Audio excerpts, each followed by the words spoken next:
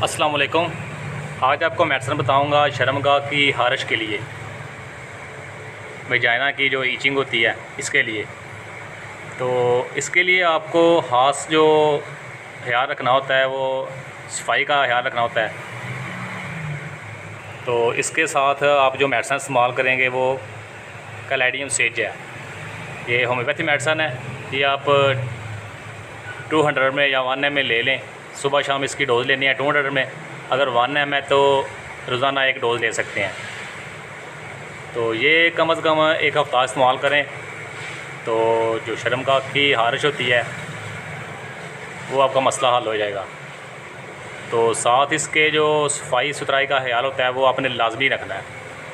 तो आज की वीडियो यही है, मेडिसिन इस्तेमाल करें और फ़ायदा उठाएं।